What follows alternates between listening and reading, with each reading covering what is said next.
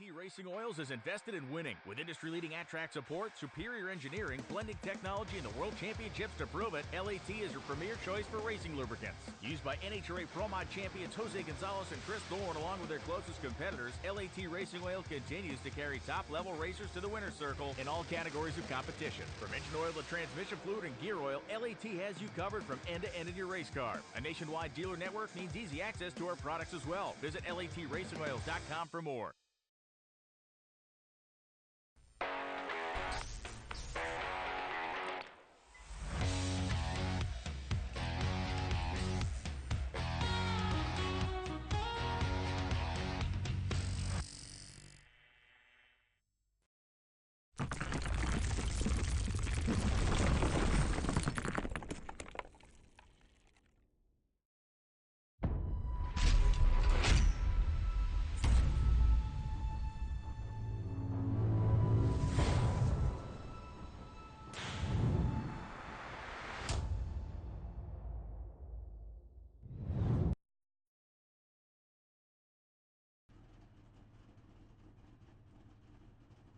Good afternoon, everybody, and welcome back to Simtrax Broadcasting. We are here with the Bandit Racing League at Dover Downs, a racetrack here. A lot of speed is going to be found tonight here on this concrete track as Miles the Monster is ready to gobble up his next patient out there. Right now, as we see a lot of guys out there are moving around, trying their best to find a smooth line here in the track.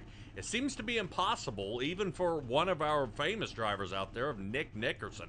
Has a lot of success here in the Bandit Racing League, been coming away with a ton of wins out there, and has definitely been on top of the leaderboard. But this place seems to have Brett Guzik's number all over it. Now, Brett Guzik has been a little slower here tonight, and I think these next-gen cars are definitely giving him a ton of trouble. A couple of different things he's been trying out there on the track to see if he can aim to come away with a little more speed, see if he can find the groove out there. And a big thing these guys have taken into account is the amount of rain that has blown past Dover here. Right now in Delaware, a little bit of rain has gone by, washing the rubber off the track, so there is hardly any buildup out there.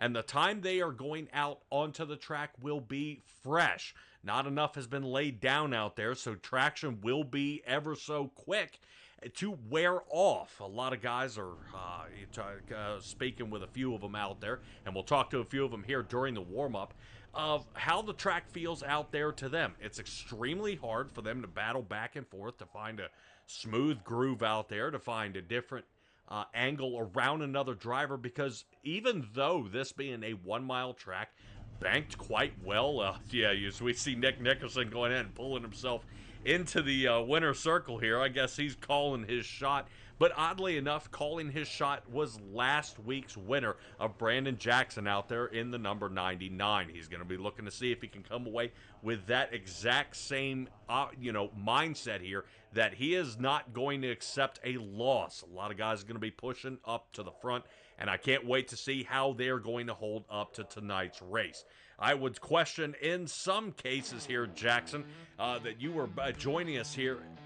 This race means a lot to us, to people that you wouldn't expect. This is a concrete track, a lot larger than Bristol. I mean, double the size. We're from half mile to a mile track.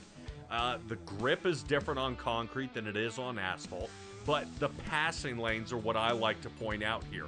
Almost you have to dive bomb into these corners to find that pass, or try to hold somebody off, as those outside walls on the exit of 2 and on the exit of 4 seem to come up and almost bite you.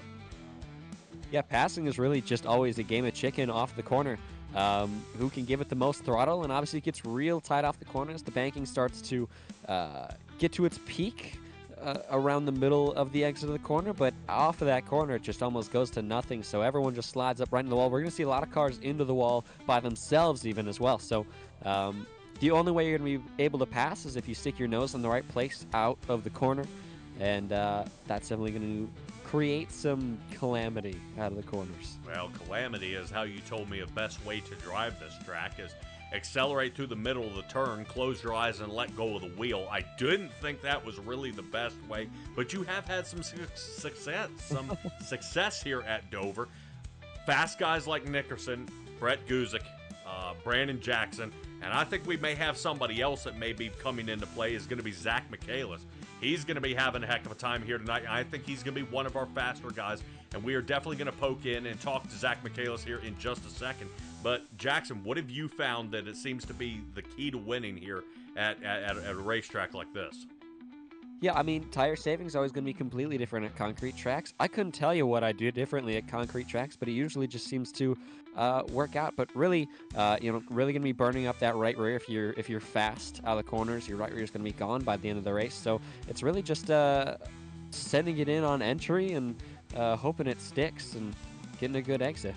All right, Zach Michaelis joining us here in the booth as we kind of ping in there. In the booth, as we're now in his helmet. He's sitting down there in the number 12 Coca-Cola machine. Zach, what are you finding out here is the key to success to being fast? Honestly, staying consistent and avoiding that turn 4 wall. These tires drop off real fast to start, but then they kind of even out. So it's just about knowing what your car can do and not pushing it over, because these tires wear out fast, and boy, do they wear out fast. Last night, the practice race, if you're in anything more than 65 to 70 laps, you're going to be sitting no more than 10% left in your tires. So there's going to be quite a few guys, I predict, who are going to blow the tires and cause some cautions. I think if you can hold onto the tires and keep it smooth, you should be in a good finishing position.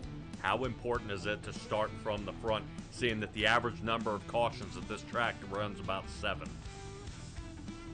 Well, I'm not starting quite up front as I was hoping to, but starting P5, so it's not too bad.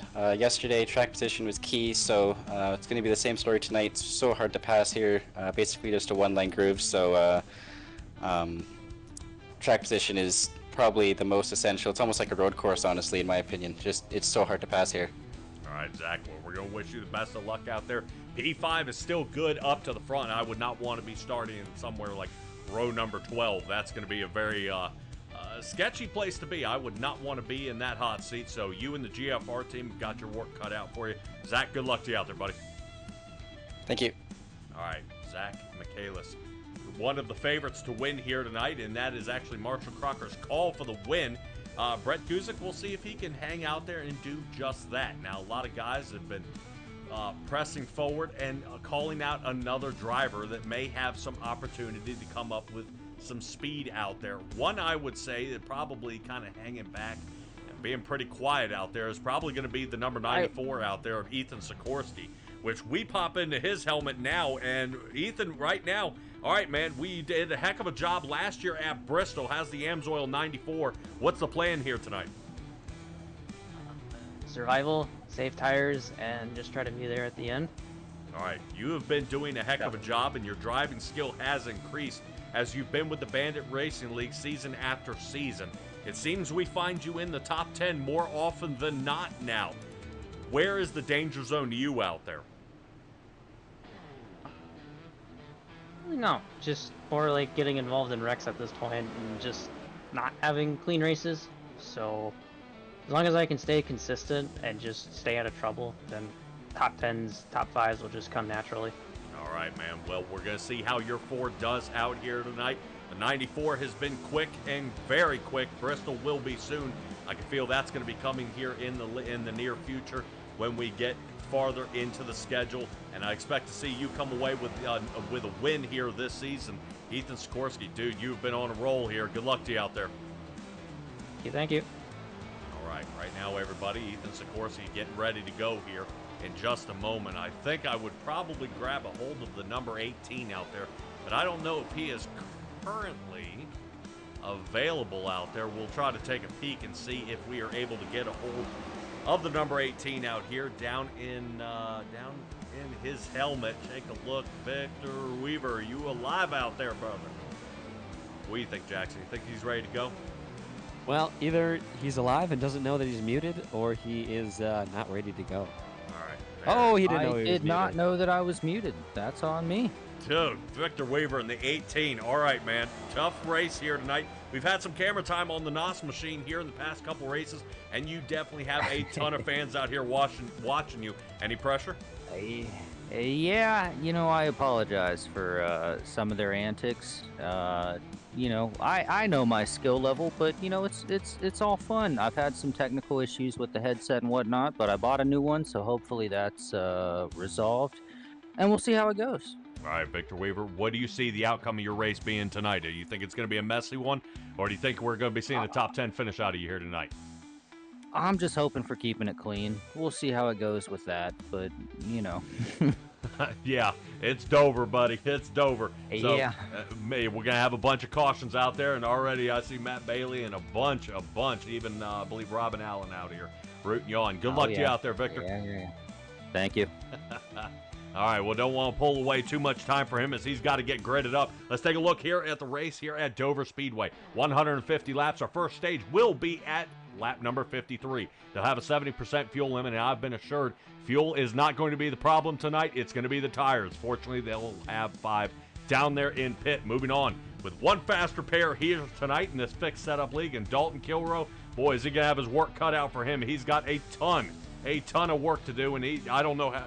Even though 1 mile, he's got to have his head in about 80 different directions to make sure he catches everybody out there. But I would say a beautiful 116 degrees out there on the track. That's going to get these tires warmed up very quickly, but that will also cause them to wear off. The Matco Tools 150 about to kick off here pretty soon. Let's go ahead and get to our starting grid where Nick Nickerson and Ricky Hart. Yeah, I would say I'm just as surprised as you guys. Ricky Hart starting in the number 2 spot. Keegan Clark will be sitting 3rd, and Benjamin Lacey sitting 4th. Moving on to row number 3 with Zach Michaelis, starts 5th. He's feeling pretty good tonight, but we'll see how he does. Eddie Haggy sits 6th, Brett Kuzik 7th, and Kevin Foster 8th in the number 8. Yep, that guy just has a way of attracting the number 8 spot. Moving on, Mark Allen Bivens and Connor Gibson. Marshall Crocker out there in the number 11, and Ethan Sikorsky rounding out our top 12. Jackson, I got a full field here, brother. Run it. Brandon Jackson in 13th. 14th is Carter Phillips. 15th is David Lakey. On his outside is Paul Wilson in 16th. 17th is Michael Ramos. 18th is Matt Crockett. 19th is Victor Weaver. 20th is Bill Harkins. 21st is Mark Galloway, a new driver out there. 22nd is Jackson Duke, same team as Galloway. In 23rd, Pedro Leon. In 24th, we have Joshua McQuiggan. In 25th is John Osborne. 26th is Christopher Bassinger. 27th is Bob Berry. And 28th is Terry Condis. However, it seems... I think we're delaying the start. Yes, we are delaying the start. Yep. Pit road. It looks like Galloway can't get it fired. Oh, there's contact. Already? Yep, that was like 5 cars stacking up there. I think that was McQuiggan got hammered, and so did Chris Bassinger. It was it started with David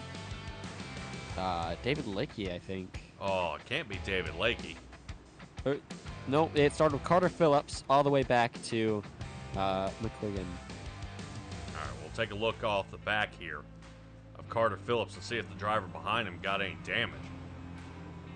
Right now, I'd hate to see that happen for him right here at the start. Boy, he's falling back, though. I think that's Michael Ramos.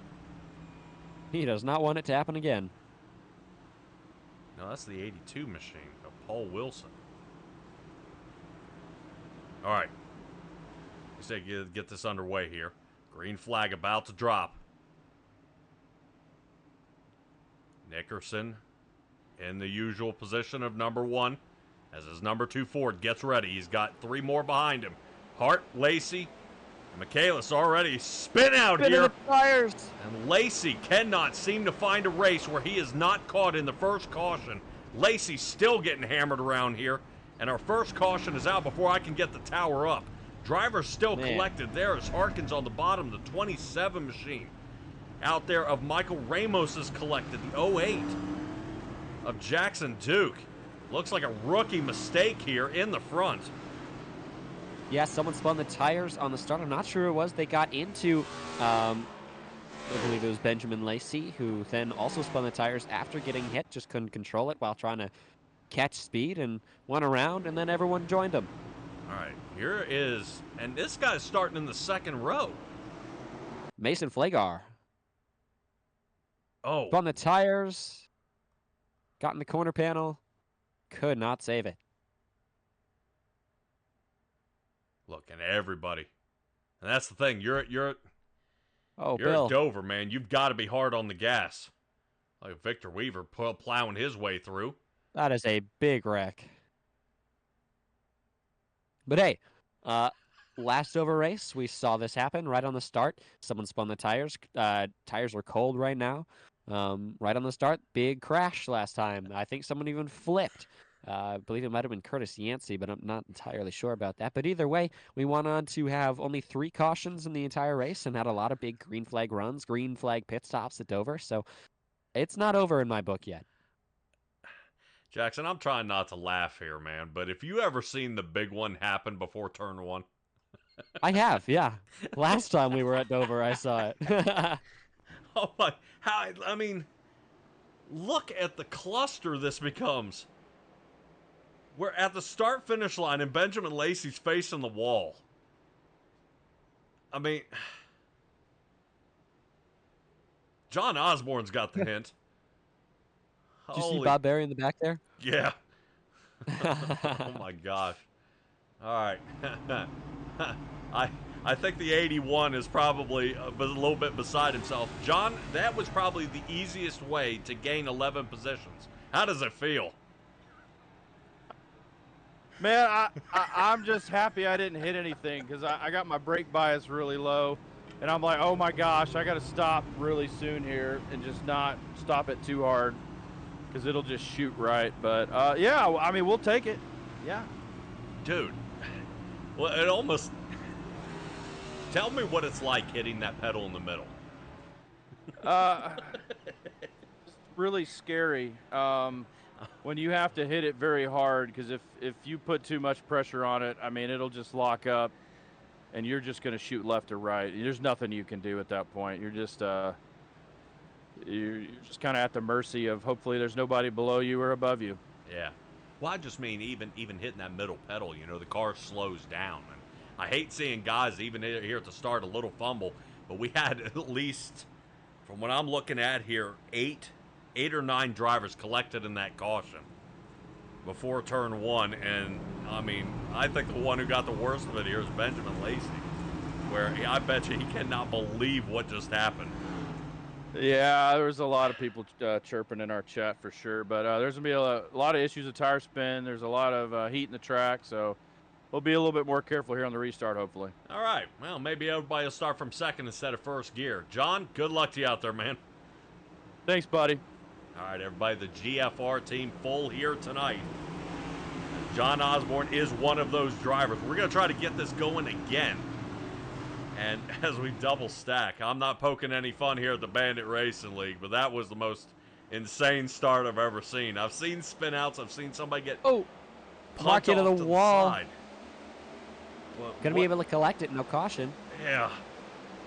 Now look at Brandon Jackson sending it right up the gut here. That's a lot better start here to the Matco Tools 150 to the outside. And Mark Allen Bivens is Cannot catch a break on lap 1. He's going to look like an Oreo thin if that keeps happening. Smashed into the wall. As I think the number 30 here of Carter Phillips. It's down to the bottom and squeezes the two of them. And there we go. I think Carter Phillips. No caution. He's going to be able to correct himself on the wall. To the back he goes. Carter Phillips already involved with about maybe 4 to 5 incidents on lap 5. Had a lap 6. Got a bit of damage on that car. Damage here at Dover is extremely hard to recover from. Not enough time down pit road to fix it. Not enough time to make any huge repairs if you can. And you need the aerodynamics so much here. Flat, wide yeah, track. downforce. Yeah, and that downforce. I'm glad you said it.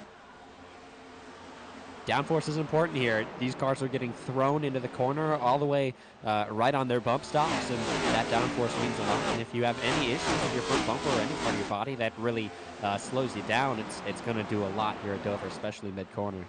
Excellent job here. All right, moving up the most amount of positions so far goes to Chris Bassinger, who currently holds the number 10 spot. Not bad for starting 26th. Is Ford. Honestly, the 9th out of the 10 sitting, out of the 9 sitting in the top 10, Zach Michaelis has the only Chevrolet hitting the top 10. No Toyotas out here on the field here tonight. It's a Ford Chevy showdown. What a race. Right now, a lot of guys still slicing up front. Speaking of which, Kevin Foster in an unusual paint scheme you guys may have never seen. I'll get a quick look at that as the IES Residential number 8. Ford has gone from 8th to 5th, so a nice top 5 so far for him. 10 laps into this. Yeah, probably really helped on the start. Everyone crashed, and he just went right around. Boy, I thought the danger zone would be back farther in the field, but it started on row 2. And once again, Benjamin Lacey fighting from the back all the way, trying to get to the front. He has worked himself back up to the 15th position, though. The number 7 definitely having a hard time here. And right now, we might want to go ahead and talk to the Film and the Wild crew and tell them to take a wild film of this race. As unfortunately, he was punted first thing before he made it to the start-finish line. He was sideways. Oddly enough, I did want to note out there that David Lakey, we're going to hold him to it out there. I heard this guy has new equipment out there, so I was told he is not going to be looking like an old school movie. No blinking out of him, and we'll see if he can hold on. This track is definitely not where you want to be disappearing at. Currently moving up front is Bob Berry, gaining 9. Lakey's dropped 2 here on the night.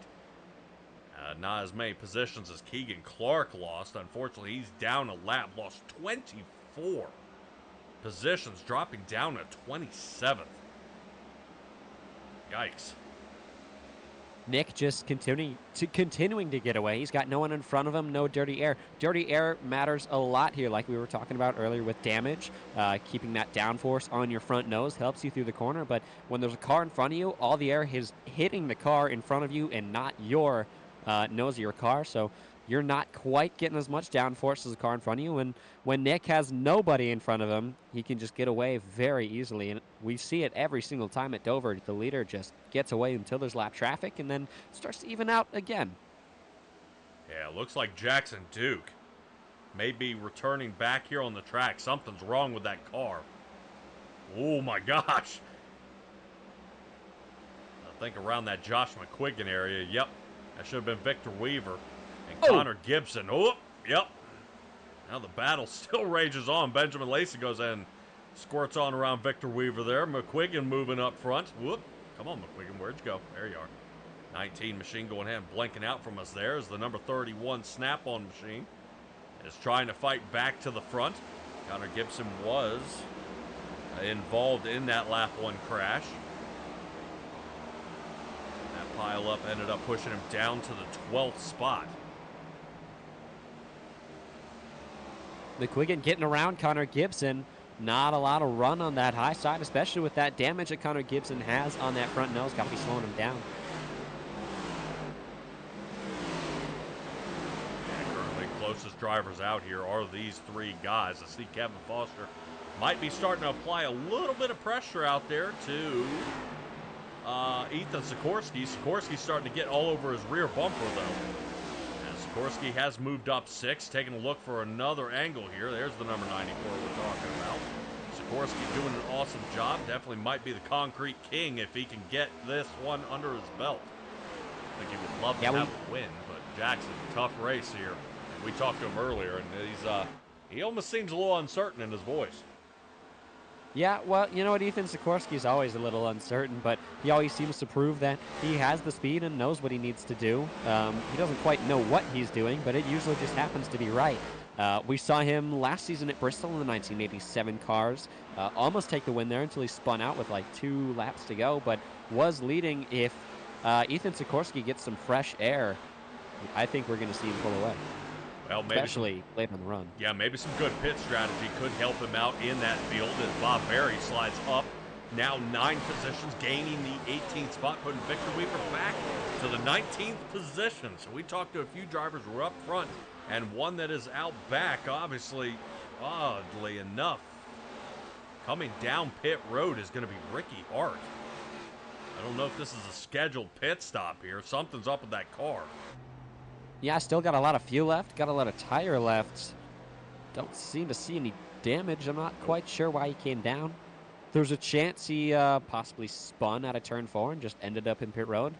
Did he go into his pit stall, or is he just going right through?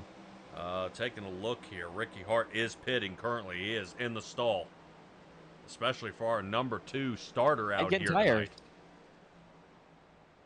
tonight. Think a little strategy here. Maybe they have 5 sets of tires in the pits, lap 20. Uh-oh. Oh, did the And he's pit box gone. just leave? Yes, it did. Ricky Hart Jr. is out of the race. Horrible way to see somebody go, though. Ricky Hart so early out of it. Yeah, And I think he even ended up in a tumble up here last year. And this guy was able to recover, I think, from 2 laps down, came back, and actually finished with a top 10. Boy, I hate to see that. Let's check in on Michael Ramos here. Yeah, it didn't seem like he tried to leave because he was leaving his pit stall, and then all of a sudden he disappeared. So I'm not entirely sure. Ramos to the inside of Pedro, not going to be able to make it that time by. Pedro gets the run off that high side. Foster tries to cross over Sikorsky, can't make it as well. Sikorsky now in front of Foster up to 4th. Sikorsky looking for those top 5 finishes. He knows that he has to stay up front. This track position matters a whole lot. He's got a little bit of damage on that rear bumper, but it doesn't seem to affect his spoiler too much, so it should be fine throughout the race. Yeah, Sikorsky breaking farther into the top 5 here. A lot more comfortable sitting there than he was behind Kevin Foster. Now he's able to get a little bit cleaner air there. But Brett Guzik now starting to lay a little harder on the gas as it gets halfway through lap number 25 on that race car. Moving up here on Kevin Foster. Foster has an early charge forward, but looks like he may start laying back a little bit, thinking tire conservation. Fuel shouldn't be an issue. We may be able to make it all the way to our first stage at lap number 53 without needing to pit. I thought that we were going to see Hart come down and throw on 4 tires and try to see if he could offset pit these guys and maybe try something different, assuming that we will have more cautions in the future. We have only gained 1 caution here tonight, as we all saw it there on lap number 1. We've got 27 clean ones here so far. And right now, Brett Guzik starting to triangulate this turn a little bit with Brandon Jackson calling his shot last week, looking for a win, sitting 7th. Yeah, as we've seen in the history books, big run through the middle of the corner. Can't make it that time by, but he's taking the air off his spoiler, getting him a little bit loose off the corner. He's going to have a little bit more speed going to this corner as Kevin Foster has cars in front of him. Gonna have a run out of the corner. Will he take it inside? Yes, he will. Side drafting down the back straightaway. Oh my goodness. Kevin Foster took away that bottom lane from him. But as we saw, Brett Guzik has a lot of good stats here, a lot of good history. He has won a lot of races, a lot of pole awards. But something we want to look at is Nick Nickerson won last year. There's a chance Nick just got really good in the past 2 seasons. He took the pole. And now is running away with the lead. I wouldn't be surprised if Brett doesn't even have anything for him. He seems to be really fast. Yeah, oddly enough, Brett Guzik, although sitting 6th, is 4 seconds off the pace, though. He was making a move there on Kevin Foster until we ran up on Matt Crockett, who is unfortunately being lapped here. Right now, it doesn't take much to go down a lap here in Dover. 1 mile, drivers getting up around 175 to 180 miles an hour, so it is definitely super quick that these guys are getting around. Best times we've seen out there are around the 23.5 to 23.7 mark out there. Pit stop times normally last about 41 seconds here, so you will be 2 laps down before you can even make it out of pit lane. So very, very difficult. Guys got to time this stuff right, and they've got to stay very firm out there on the track. Moving up to Ethan Sikorsky, getting around some lap traffic. Kevin Foster looking to do just the same as the number 30 there, I believe, of Carter Phillips. Our 22nd place driver goes a lap down. Right now, it doesn't look like Nick Nickerson is looking to slow down at all. This guy is on the gas here and just absolutely pulling away from the rest of the field, as I believe Pedro Leon goes a lap down, and Victor Weaver may be next on the chopping block. Yeah, there's two different strategies here at Dover. It's either save your tires and extend your long run, or just go as fast as you can, get away from everyone else as far as possible, so that when you do eventually pit, granted maybe a little bit earlier than the others, you'll have a lot of time to get back out there and make that time back up and get around them again once they pit. But the key would also be is saving your tires as you're looking to offset pit them. Take a look at this move here from Brandon Jackson. Down on the bottom, this is going to squeeze Guzik up toward the wall. Awesome job here by Brandon Jackson. Love the angle he's taking here. Takes it way low and puts a little stress on the right side of that car. Firing out of two, still side by side. Going to clear that time by. Brett Guzik gets right back out in front of him. Brett running a very high line, and Brandon all the way down on that bottom, almost touching that inner apron, but can't seem to make it work quite as well as he did that last time by. Yeah, Guzik doing an awesome job hanging on that high line. It is helping him reel in Kevin Foster on the straightaways, though. As we take a look at these two drivers, look at the 04 Easy Go machine. Kevin Foster may be in a lot of trouble here. Guzik seems to be on a roll, wants to break into the top 5 before the stage to gain more points. As Nick Nickerson not even slowing down. This guy is mind-blowing. I guarantee he'd like more camera time, but it's hard to go out there with a telescope to find him.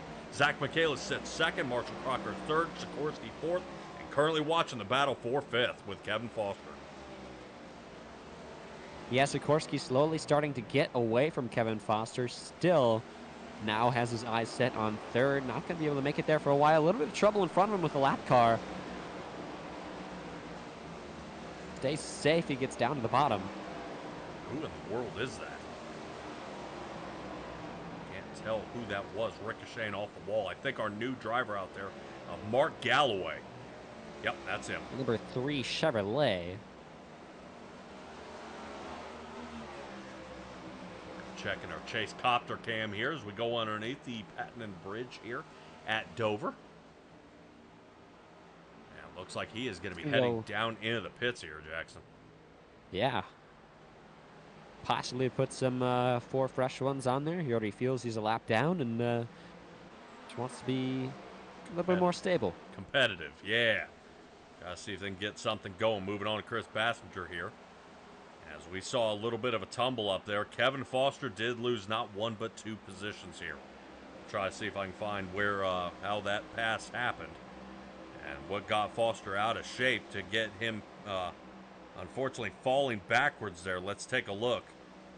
This happened pretty quick. Right now, this is Brett Guzik setting up Kevin Foster. This looks like out of turn number 2, getting ready to reel him in.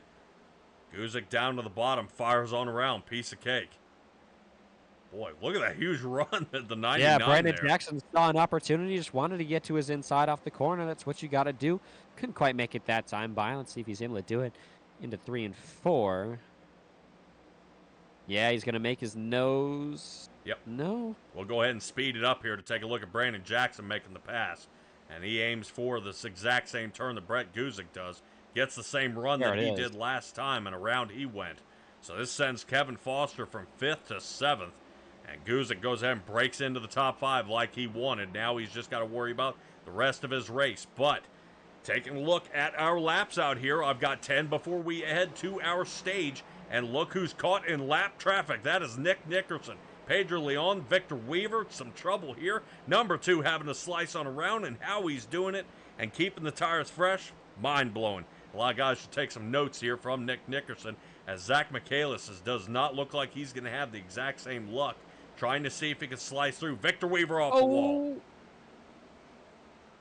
A little bit of trouble there in front with the lapped car. Marshall Crocker Jr. now going to catch down the front straightaway. He's going to be to the bumper out of turn number 2. Still with more lapped cars right in front of them. Marshall Crocker Jr. going to be looking for opportunities here. Boy, that paint scheme looks like a Skittles bag out there. Right now, he is out there running it. Red bag, different colors down the center of the Rogue Energy machine for Marshall Crocker. Looking to see if he can get a little more out of this race car as we get closer and closer to Nick Nickerson. Nickerson still being held to be under 2 seconds for our top 3 guys. Honestly, that's better than how they've been running most of the night, unable to catch this guy.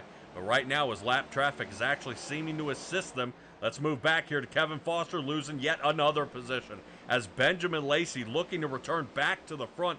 Amazing job this guy has done. Falling back, getting in trouble, starting in the back 20, and has fought up to 7th.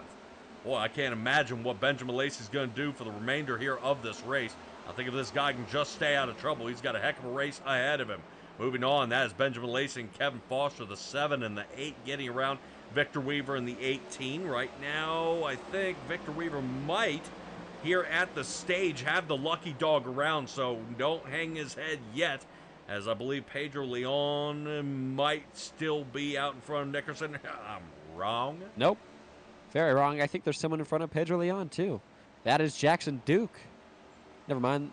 Yep. Yeah, no, that's Duke. Yep, Duke is there. Bill Harkins will be the next one, trying to stay out from under fire here. The number 3 puts on a fresh set of tires. Back out he goes. Taking a look off the back here of Bill Harkins. Oh, Guzik crashes. No way. Guzik is around. Oh, Victor Weaver. Oh, Guzik was right on the bumper of Ethan Sikorsky. He had been pouncing for laps but couldn't quite get it done. I'm not sure what happened, but I just saw that, Brett Guzik and Sikorsky got side by side on the board, and then all of a sudden Guzik went all the way down to 10th, 11th, 12th. Big damage on that number 04 car. 04 currently sitting down in the 18th spot as he's looking to recover.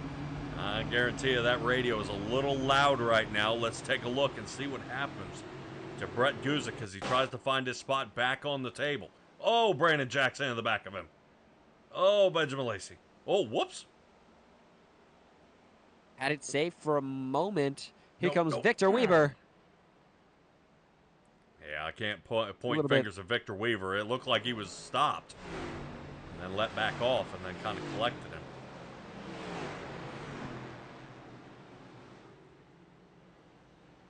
See what happens. Yeah, it looked like Brandon Jackson fired underneath here. Here's the race cam.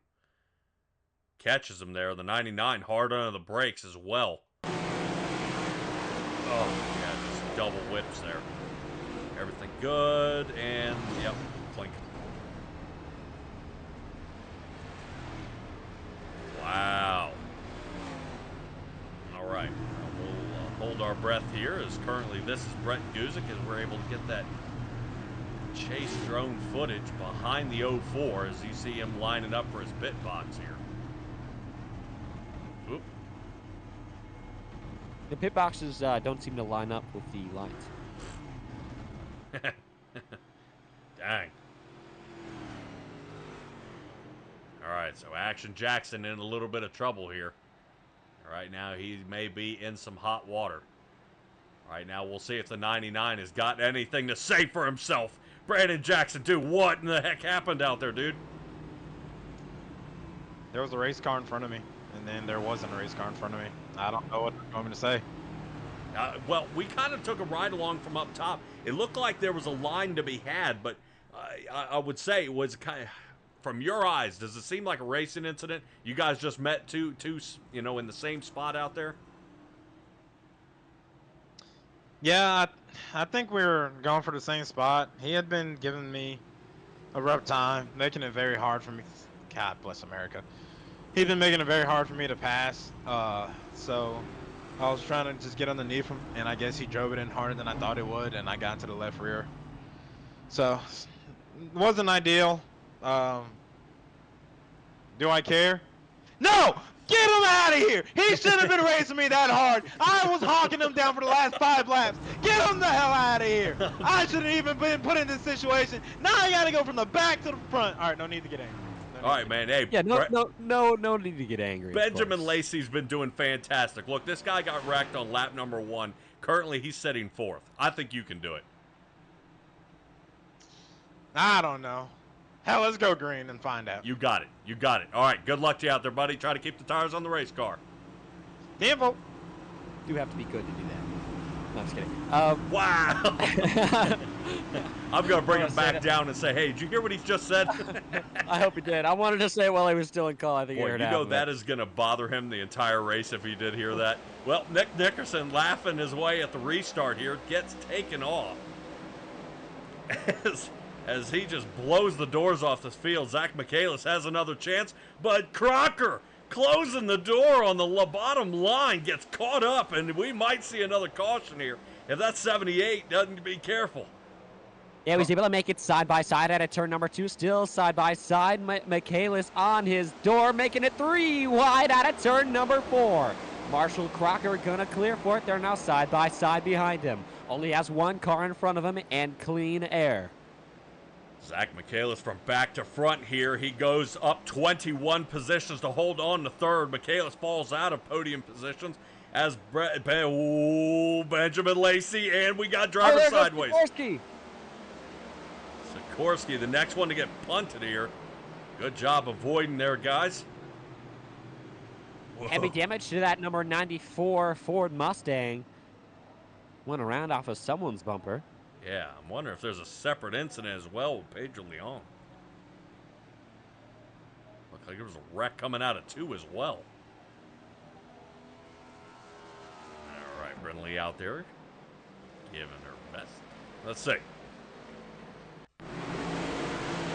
This is Pedro Leon. Looked like he got bumped out there. This is not what caused the caution, though. Ethan Sikorsky's our guy. So, during the exact same time he was spinning out there, here's the check with Ethan Sikorsky. Oh. Jackson, I got a lot of questions on that one. What? Well, let's hear him. Watch when we follow behind here. Why does the car in front, one there, look at the one. So why does Bassinger move, Michaelis moves, and then all of a sudden Sikorsky... Dude. There's a ghost on the track. Visible pillar. All right. Ethan Sikorsky going to be heading down pit road now. Let's see. Going to use his fast repair. Man, really? We are over a third of the way through the race. This race is actually going pretty fast so far. Hopefully, just hoping that he can stay on lead lap. Would not have been able to fix it. This is not one of those tracks you want to, keep coming down and hoping you fix it a little bit every time. Awesome. This is going to get Carter Phillips back on the lead lap here. Awesome. Maybe Carter Phillips and the 76 and Mark Allen Bivens can renegotiate a position here tonight. This caution brought to you by... Come on, guys. You got it. Perfect Shine Auto Supply. You know it. Discover machine here of Carter Phillips setting 21st sits lead lap. And we'll get ready to double stack him and get him going here again. Pedro Leon spinning out of turn number 2. Unfortunately not bringing out the caution, but the contact there with Ethan Sikorsky, sending him to the back of the field after a quick fast repair. Looks like the AMSOIL number 94 Ford have a tough time here tonight, as I believe he's looking to get past some of these lapped cars. He should be parking in front of the 74. Maybe not. I was thinking the same thing. Unless they're getting him for a caused caution here and they're going to send him to the back.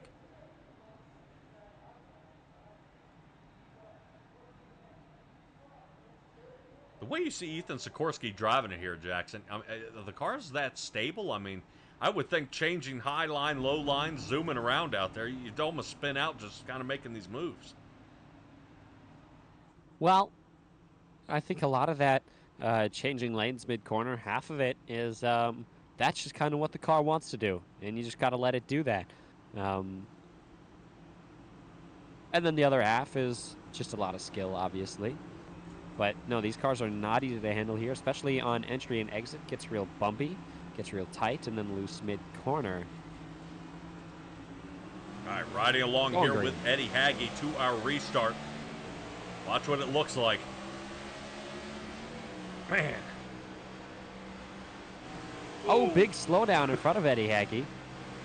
Benjamin Lacey hard on the brakes there. Shot to the wall here from Hagge. And just riding along. Look at how fast these guys are going. Haggy letting off a little bit, letting Mark Allen Bivens there. Haggy wants down at that bottom line. Tough race. All right, so you could get a good feel for the way Haggy was driving out there. Now we go from about 55 miles an hour. Oh, Bivens blank. 55 miles an hour up to 180. And then these guys are definitely wrapping around the turns trying to remain competitive and pass each other. Pretty wicked race here so far. Bassler up now 17 as he currently sits in 9th. We finally find him. Chevrolet is finally starting to break into the top 10 here. Zach Michaela is sitting 4th. Mark Allen Bivens is 6th. And Eddie Haggy in that 7th position. Bill Harkins on the outside looking in, currently 12th. He's got to find Ramos and Paul Wilson. He's got to get around them. Bill Harkins has had some success out here at Dover, but he unfortunately, like Benjamin Lacey, has been caught in a ton of trouble. Right now, I believe it was even back on season 12. Kevin Foster was our master of disaster out there. That guy could not seem to get around anybody without getting in trouble. Speaking of getting around, take a look at Brandon Jackson up to 15th. This guy looks like he's got a rocket in the back.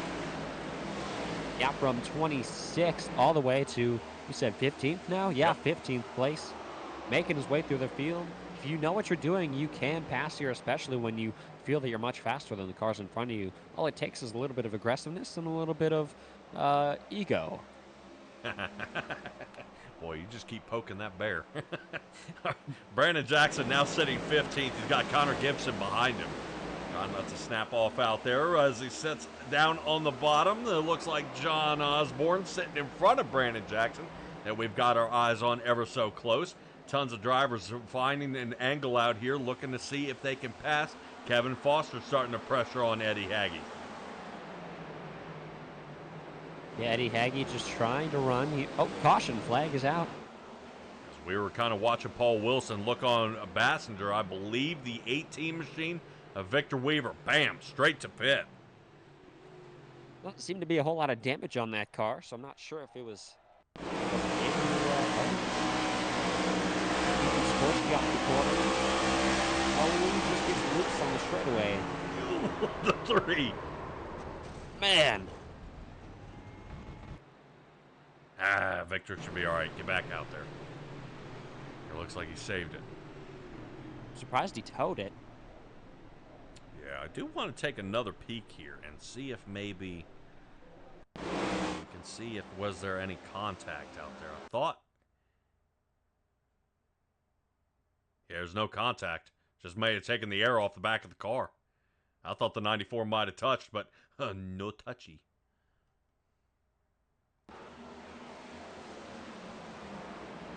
Yeah, not too badly damaged at all. There's chances no damage on that car. All right. Dover back under caution here tonight. Perfect Shine Auto Spa doing their finest job being a caution sponsor of our caution replay here tonight. Victor Weaver looks like we have turned it in here for the night. I'm sorry, Robin. Out there, it looks like he is taking it back to the garage. Victor Weaver out there in the number 18 Chevrolet is taking it back to the garage here tonight. This is going to give one of our lucky drivers out there a lap down, another chance at it as the lucky dog will come back out. Bob Berry we see currently working his way down pit road as we are currently getting a good view here of the track. Couple of guys out there currently not coming down pit road as a lot of them are. Nickerson, Crocker, Michaelis, Benjamin Lacey, Mark Allen Bivens, Bill Harkins did not come down pit road. Brandon Jackson did not. Pedro Leon didn't. But that's where everything changes. Everybody beyond that did come down pit road. 4 tires and fuel for all.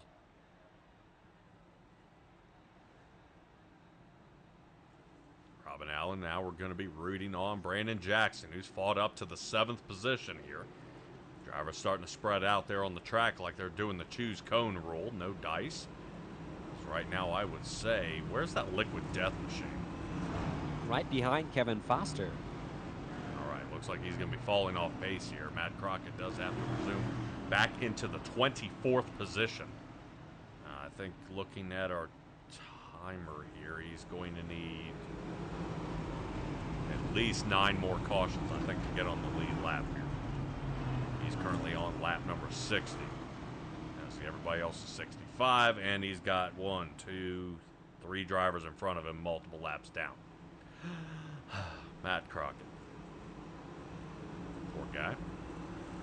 Hopefully you guys tuned in for the Liquid Death race last week. He'll be ready to go here in just a moment. Matco Tools 150 having a rough race here tonight.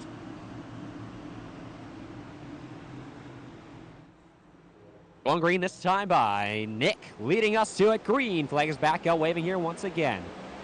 Michaelis couldn't quite keep up with Nick on the start. Crocker's going to be able to take second and keep second going into turns number 1 and 2. No fight for that. Michaelis back to 4th. Now with side draft out of the corner from Mark Allen Bivens. Trying to make it work. Not going to be able to do it as Michaelis has a little bit fresher tires. Big send in there. Mark Allen Bivens going to clear mid-corner. I don't know how he did that. Brendan Jackson now looking low. Boy, he's going to be able to do it too. That was almost an IndyCar move there. He gets into the turn and then almost a boost button. Mark Allen Bivens gets on around. Brandon Jackson now up to 5th. I thought Brandon Jackson was going to be able to help the number 12 of Michaelis. One of these drivers who didn't pit, heat cycling the tires. I'm wondering if he's starting to feel the pain, but nobody else is. Unfortunately, Bill Harkins, who didn't pit, is falling down to 12th. Pedro Leon down to 13th as the rest of our lap 49 guys remain out there on the track. Nickerson being very kind to his tires out there, looking to hang on as his last lap is almost the fastest lap he's run tonight, 23:43. The number 2 Ford still charging ahead, and boy, he got it a 0.6 of a second quick over top of Marshall Crocker Jr. Benjamin Lacey sits 3rd, Mark Allen Bivens is 4th, and Brandon Jackson half a second behind, sitting in 5th. Does Mark Allen Bivens have it in him here tonight? Right now, he earlier in the race, smashed into the wall, does not seem to be affecting him at all as he's running down Benjamin Lacey, who's already 1 position ahead from his original starting position here tonight. Marshall Crocker Jr. just cannot seem to be able to catch Nick Nickerson. Nick does not seem to be saving it all, and if he is, he's doing it real fast. I don't quite understand how he's doing it, but everyone else just cannot seem to keep up with the pace that he has. Side by side now between Christopher Bassinger and Zach Michaelis. Oh, tight off of turn number 4. Michaelis going to have the run. Very hard to run the bottom line and not rotate up into somebody else's. The Premier Setups car having some trouble here with the CBD team right now. 12 off the side of the wall. Michaelis trying to hold on to it there. Yeah. Bassinger gives him a little nudge right before the caution flag does come out. Caution flag going to involve one of our drivers out here, and we'll see if I can find him. Currently, I'm showing possibly Mark Galloway, showing as our driver backwards. Using all the torque out of that engine to pull his way up.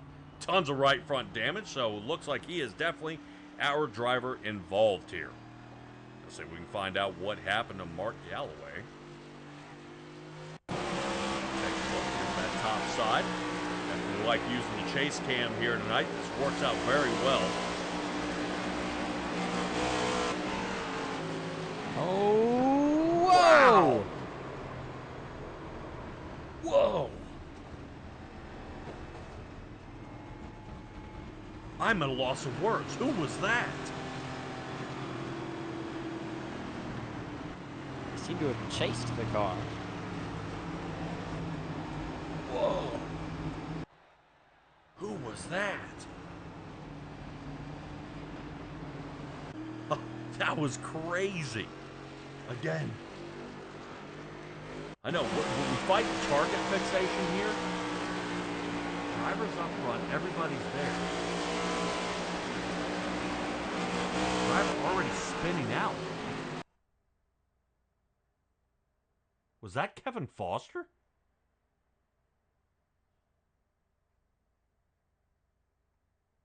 Yes. What happened to Kevin?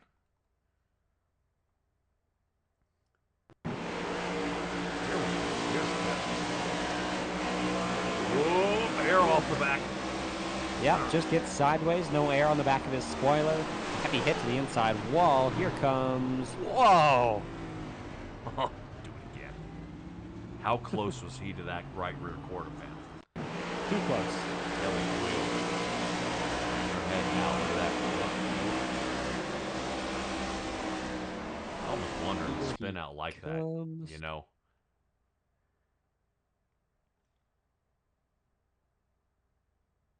Be right here. All right, John Osborne. Maybe.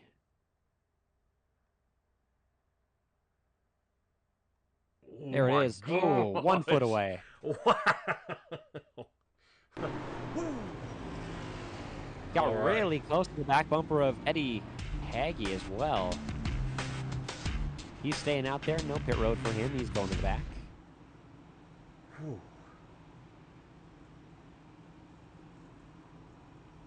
Brett Guzik currently sitting down in pit road. As I believe drivers are double stacked here. Brett Guzik still on the lead lap for now. As Nickerson's looking to get into turn number 3. Right now, Guzik's got to hurry up. 25 seconds in the box. Yeah, I think this actually might put him a lap down.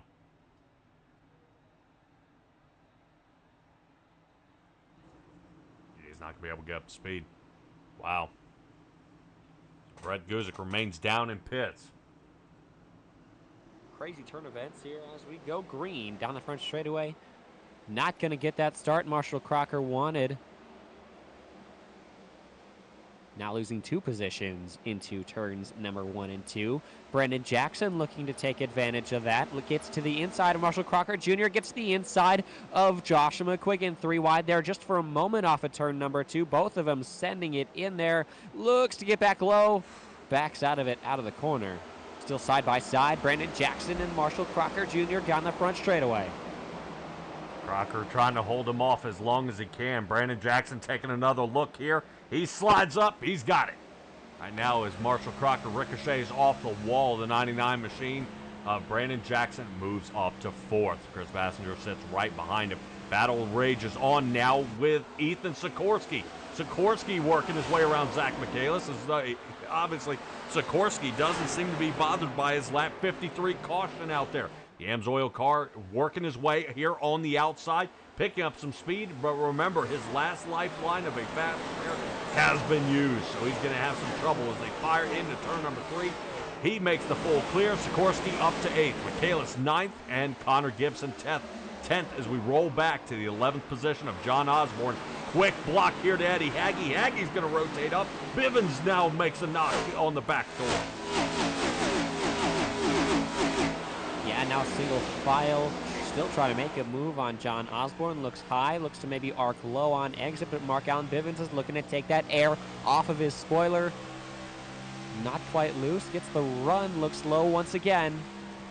Side by side into 1. Out of 2, John Osborne's going to get the run once again. Not going to make it there that time. Still pressure from the back bumper. Great job here so far from these drivers. This is currently 11th, 12th, and 13th. Eddie Haggy has been fending off Mark Allen Bivens, but John Osborne placing that car exactly where Haggy does not want it. 97 car just can't seem to find his way around here. Unfortunately, maybe triangulating the turn can work, but it is unfortunately sacrificing some position, but he is able to attack, sending Osborne up the track. Through 3 and 4, Bivens now closes the gap between him and Haggy. That's going to help a little bit of draft, but it gets Haggy loose instead. Haggy falling back, and Mark Allen Bivens takes the high side as there's trouble in front. Yeah, Eddie tries to take it away. Oh, side by side between Connor and Michaelis. Ethan Sikorsky getting away from them in 8th. This is the battle for 9th place. They're going to be able to single file it out. John Osborne now on the outside of Mark Allen Bivens. Mark with a little bit of a run. Not going to be able to clear that time down the front straightaway. John Osborne trying to keep it under him. Going to have a little bit of a run off the corner. Mark's going to try to clear. Not going to be able to do it. John Osborne backs up. He saw that Mark Allen Bivens was going to slide up. Mark was just committed. A little bit of contact between Eddie Haggy and John Osborne out of turn number 2. The discipline from the 81 Chevrolet, very, very high, and that's why everybody likes John Osborne the most out there. He'll give up a little extra room, but don't expect that 5 laps left to go. The 81 machine would have gone ahead and sent the 76 down to the garage if he had done that later in this race. Lap number 84 underway, waiting for Nickerson to cross the line for 85. This guy's led just about every lap here tonight. Does not seem to be failing at all. Along the side of the wall goes John Osborne as he gets Eddie Hagge farther into the rearview mirror. But Hagge right back on him again, and look who's popping in to the outside of the screen. That is Bob Berry out there in the 75. Bob Berry trying to make his way into the top 10 in 14th currently. Still has to get around drivers like Eddie Hagge, John Osborne, Mark Allen Bivens. Mark Allen Bivens has been real fast. He's been real tough to get around as he now catches this battle between Michaelis and Connor still ongoing. They've been side by side battling each other for the past 4 to 5 laps. Cannot choose who should be in front. Right now, Connor Gibson still hanging on, though. Right now in 9th. Michaelis trying to get back up to his top 5 start here tonight. Trouble all over the track here, riddled with cautions, but we finally seem to get a good green flag run here so far. Michaelis is going to have to shake up that car a little bit. Might be able to get a burst of energy to fight his way up to the front before Mark Allen Bivens grabs a hold of him. Bivens reeling him in to less than 0.2 of a second now. Bivens all over him, and right now I'm seeing the 76th showing a lot of life out of his race car here tonight. Yeah, a lot of speed out of Mark Allen Bivens. We've seen it just about every single race this season. Going to be no different here at Dover. Had a little bit of issues there towards the start, but making his way back up to the front is Mark Allen Bivens. Has to get around Michaelis. A little bit of a run. He looks low. Does not quite make it there that time. Looks to do it in the next corner. A lot of drivers looking lively here tonight. Even you out there in the chat. A lot of guys have been finding their way out there, as I see currently. Mark Allen Bivens, boy, has he got this work cut out for him as we hop on top of his car here. Take a look forward here at Zach Michaelis. That's the Coca-Cola machine in the number 12, and Connor Gibson right in front of that. Watch Bivens to see if he can give a push. Whoop, little bump there, and out he goes. So Michaelis to the outside, and he makes a full pass, but expects Michaelis to retaliate here. He's on him. Will he use the bumper? Not going to be able to do it. He gets on the apron, loses his entry. Now has to deal with John Osborne right behind him, wanting to take that position. But Mark Allen Bivens easily going to be able to get around Zach Michaelis. That's going to separate Connor and Michaelis. Connor now getting away just a little bit. McQuiggan and Jackson now side by side. This is for 3rd place. McQuiggan looks high, tries to make it work. Will he cross him over on exit? He looks to do so. Gets in that dirty air and can't quite do it. Still big run down the back straightaway on his bumper. Not going to use it that time by. Boy, McQuiggan is doing everything he can to grab as much of this track that he can. McQuiggan, oddly enough, the only driver here in the top 5 to pit on lap number 64 for 4 tires and fuel. I'm wondering if McQuiggan is taking advantage of those tires a little too early, a little too much, as right now McQuiggan is trying to come up with a little extra speed out of his car to catch Brandon Jackson. Now, Jackson has called his shot here tonight to win this race. 99 car. Oh, whoa! Sideways out of turn number 4. That's going to allow Joshua McQuiggan to catch back up. Once again, he looks high. Will he try to cross him over? Not going to do it. He's going to stay high. He stays on his outside off corner exit. Brendan Jackson overheated those rear tires out of turn number 4. Now can't get that grip he wants out of the corner. Even higher that time by Josh McQuiggan, gonna clear off the corner. Sitting in the wings is Marshall Crocker Jr. in 5th, looking at these two guys go at it for that coveted 3rd spot. Currently, McQuiggan does overtake the 99, and I would say Brandon Jackson looking to hang back just a little bit here. Let those tires cool down, which is extremely hard to do at 100-degree track temperature, and especially at a 1-mile track where not but 4 seconds later you are back into a turn. Very, very tough out there, and we'll see how the battle continues on. Seems to have settled down here for just a bit, but I believe Eddie Hagge's starting to do a little work here on Michaelis. He looks high. He's going to be able to get around him that time by. Big run for Eddie Hagge. He's going to clear entering turn number 3. Now has his eyes set on Connor Gibson. Eddie Hagge's been making his way up through the field slowly but surely. Only has one more car to go to get to the top 10. He looks high.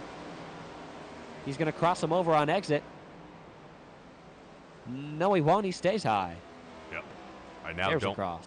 Don't knock down Eddie Haggy as a cheer from his pit crew of over a minute sitting down there in the pit box. Haggy able to maintain lead lap, 4 tires out there on the track, and right now he is fighting these guys, currently sitting in that 11th position. But has he bit off more than he can chew, goes down there and takes the left rear tire, touches the apron, allowing Michaelis to get back on him, and it looks like Connor Gibson going to get a little bit farther away from Eddie Haggy. He's got to reset as John Osborne looks to close the gap. Coming to 2/3 of the way in the race, mostly drivers have only used one set of tires from pit road. These tires usually last about 60 laps, as we've been told, before they start to go out 10% or pop. So we're going to see drivers come to the end of their tires here fairly soon in the next 10 to 20 laps. We're going to see some green flag pit stops here if we don't get a caution. Yeah, it was almost sided against green flag pit stops we'd never see here tonight. I would say everybody is going to stay out and wait for a caution.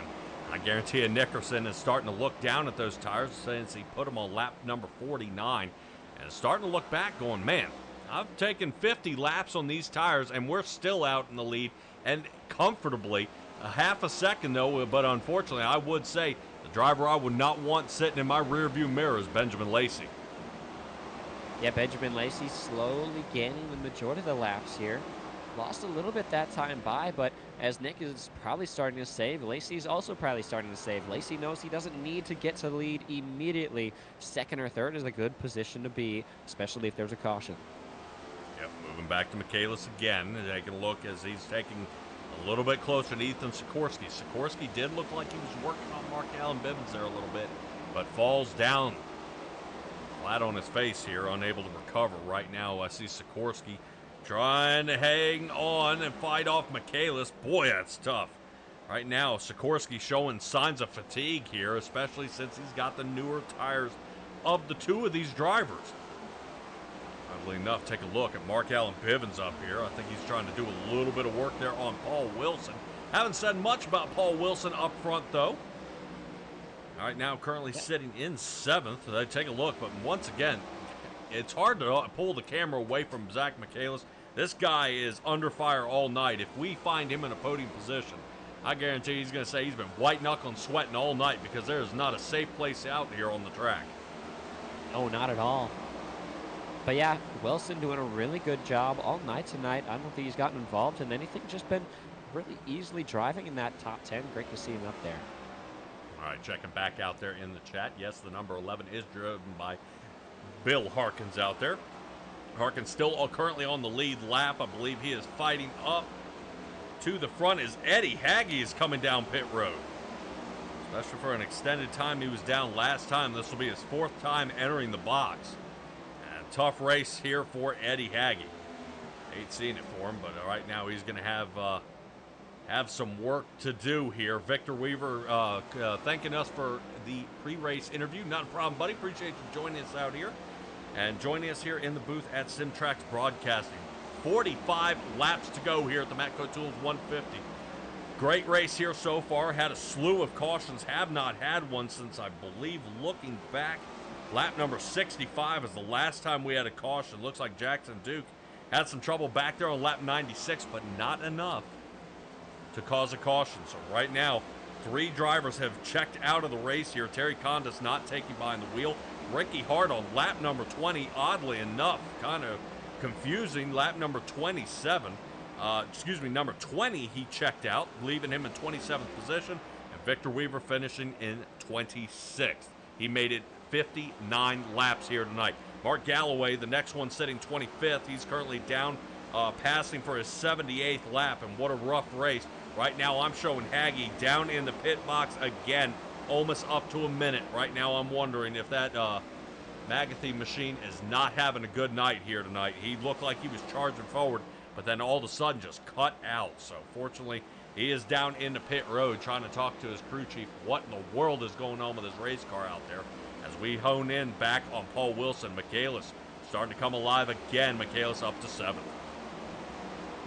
We look at Benjamin Lacey in 2nd. Benjamin Lacey has been catching the past few laps more and more. He's got down to 0.38 that last time by. Now Down to 30, 20. Oh, big run. He's side by side. Nick had a very slow moment there down the front straightaway. Is he having tire issues? New leader, Benjamin Lacey. First time here tonight, Nickerson loses the lead here to Benjamin Lacey. Lap 1 crash from Benjamin Lacey. Turns from the back of the field to take the lead, but out front he goes. Benjamin Lacey losing the race last year here at this track. Guarantee you he would love to get back. He led a ton of laps out front. Man, oh man, as he got his work cut out for him. Already putting half a second here on Nick Nickerson, and I think right now Nickerson is blown away that these guys have not gone under caution yet. Still a ton of driving left to do as Sikorsky's under fire. Yeah, Sikorsky getting passed by Connor Gibson now.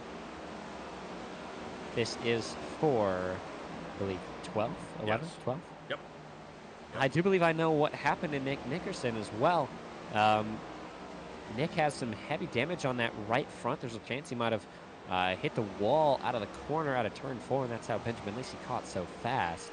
But heavy damage on that right front for Nick Nickerson. Well, I wonder if it was a car failure or a lapse of judgment out there, and the wall just came up and crept up and gave him a slight little nibble there.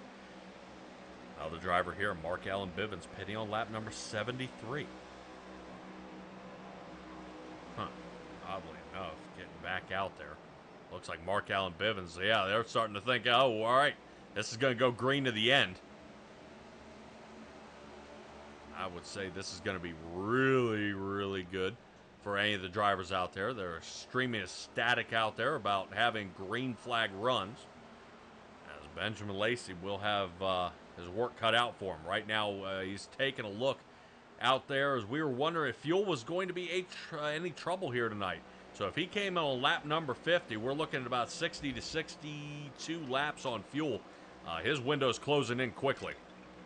You also got to think about what his tires are looking like. Do you by chance have, what's it called, lap time drop off from when he had new tires to old tires? And then you do?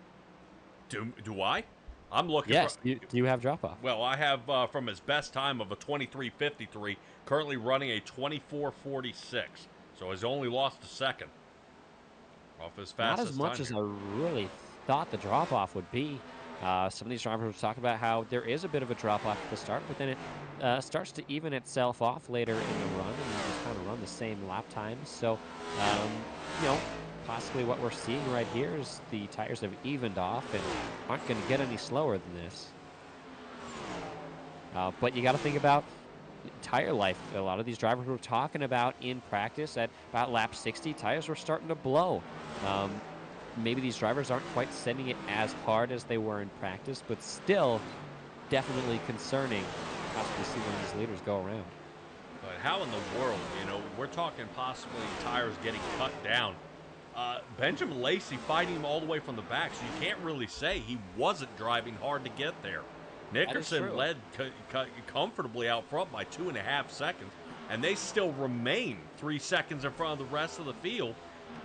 And Benjamin Lacey came all the way back and took over the lead. So I would think Benjamin Lacey would be the one in the worst shape right now, but he's actually picking up the pace.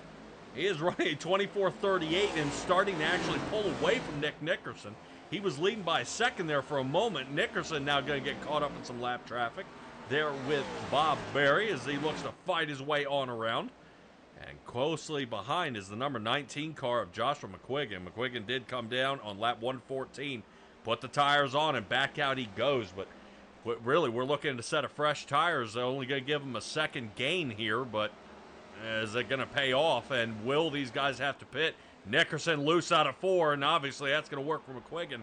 Around he goes, and he's got to find the number 7 car before they start getting some of these laps back. I would wonder if Lacey is already starting to think it might be time to pit here.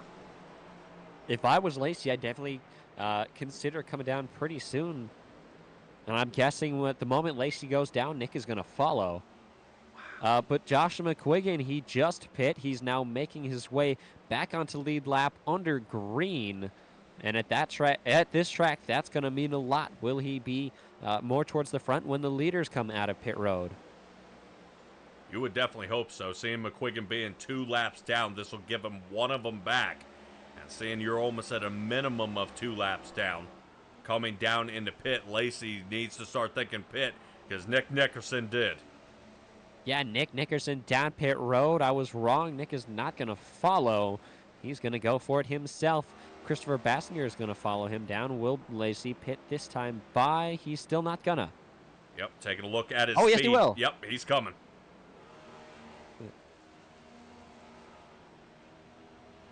Pit road getting busy as Brandon Jackson now takes over the lead. He, too, also pit on lap number 49 along with Zach Michaelis. I'll say these guys are probably going to hang out for 1 or 2 more laps, and down they're going to come. I would say guys actually with the upper hand here are going to go to John Osborne. Came in on lap number 64.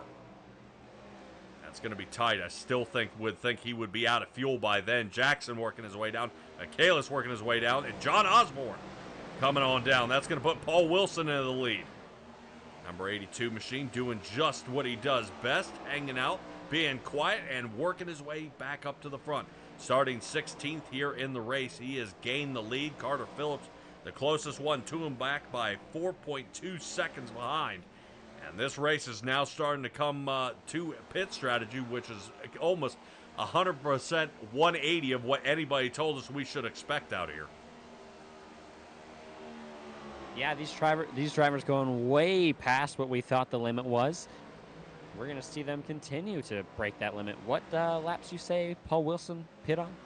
Paul Wilson came in on lap number 64. So a little bit better than the other drivers around him. Tire life-wise, I would say, but definitely still going to have to come down pit road pretty soon. Some issues there out of turn 4. Yeah, checking on some of our cautions, we only had 1 caution since he pit. And I'm trying to factor in any fuel mileage here. Nickerson and Benjamin Lacey, when they came down to pit, they had 1, 2, 3, 4 cautions, and that's why they were able to last as long as they could. So Paul Wilson, yep, checks that fuel gauge, taps on it a few times, and almost gets the All About Barrels award, and missed. Oh man, not what you want to see from Paul Wilson. Carter Phillips, now our leader.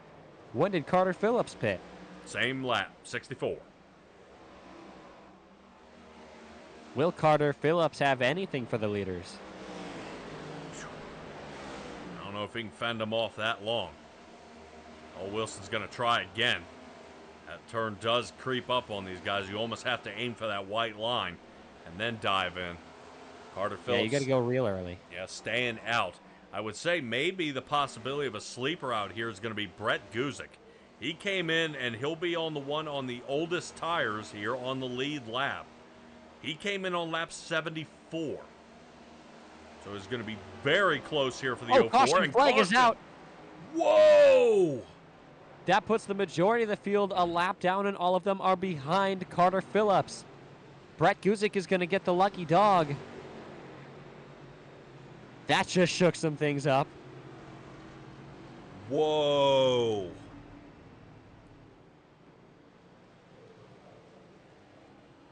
Now, if Carter Phillips wants to stick it to everybody in the league, he won't pit. No. If I was Carter Phillips, I wouldn't pit. No one in front of Carter Phillips. That means, most of the time when something happens like this, the entire field gets a little bit of a wave around because usually a little bit in front of the leader, but everyone stacked up behind Carter Phillips. The only car on lead lap is Carter Phillips. Brett Guzik is going to get the wave around, though. But he's going to have to start back behind all these other cars. So Brett Guzik is going to restart almost in 24th position. This is huge for Carter Phillips. This is insane. Oh my gosh. Let me tell you, public enemy number 1, sitting in the number 1 spot. Because if, He could. because of the position that he has been put in. I don't think I've ever seen this before.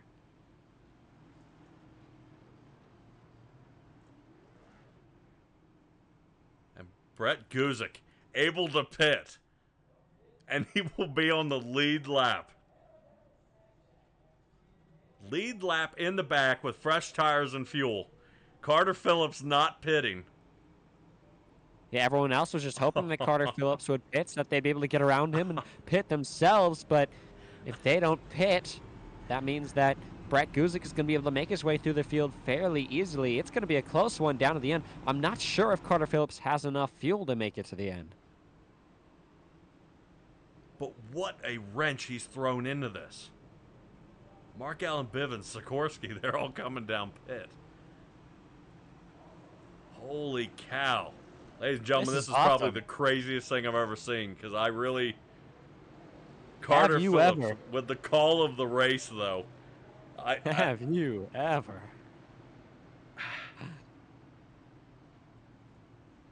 Wow. And here I thought it was going to be a Nick Nickerson, Benjamin Lacey shootout at the end. We'll have 19 laps left to go. With Carter Phillips sitting in the number 1 position, Brett Guzik will be in the back. And it's almost just a shootout between these two. As long as we don't get another caution, it's going to be a cat and mouse chase. Brett Guzik from the back of the field, Carter Phillips going to be right on the limit of what's possible for fuel and also right on the limit of what's possible for tires. And it's going to be a very close one for Carter Phillips. What an absolute unit. I mean, right now. I would love to see Carter Phillips win. I tell you what. That would be just absolutely mind-blowing.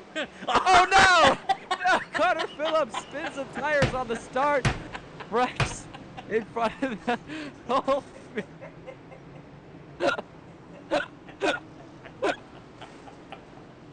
Carter Phillips dumps it. Oh, my gosh. Carter Phillips, at the restart, sidesteps it. He had everything to lose. No. This will now put Brett Guzik into up front in front of all the lapped cars. I didn't. Dude, I don't even know what happens now. I think Dalton Kilroe's just going to throw in the towel on this one. I don't even know what to. What do you do?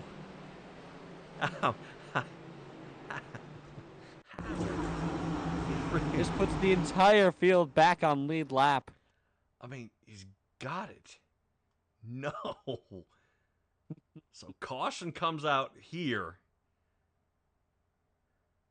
Carter's got to be beating himself up for that. Dude, and Benjamin Lacey caught again at the start-finish line in another caution.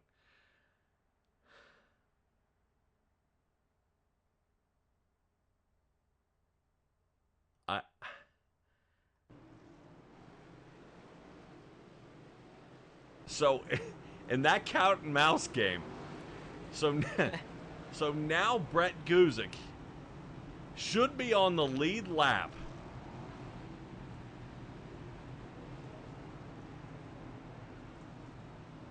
How does this work?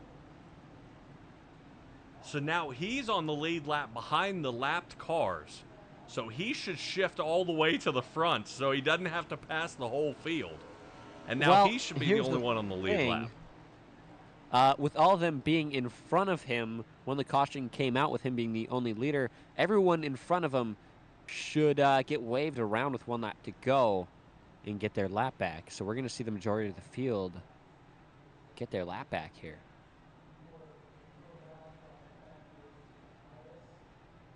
I think. I'm not sure how Nick Basker Wilson and Lakey Jackson Harkins, I don't know how they got their lap back.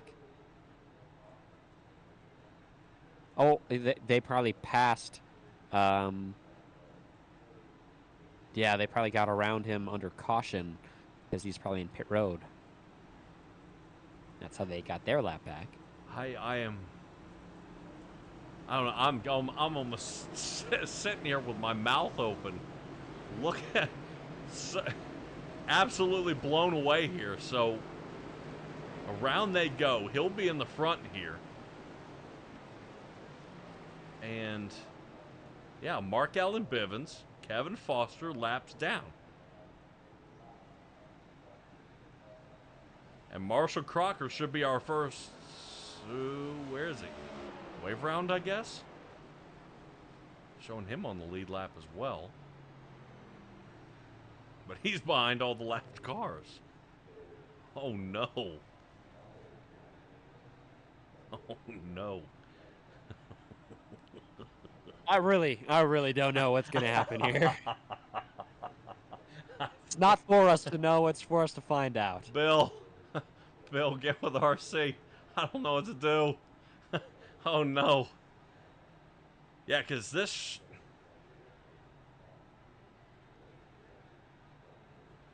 Okay, well, pace car lights are still on. We're going to cut to commercial as they hash this out. We'll be right back.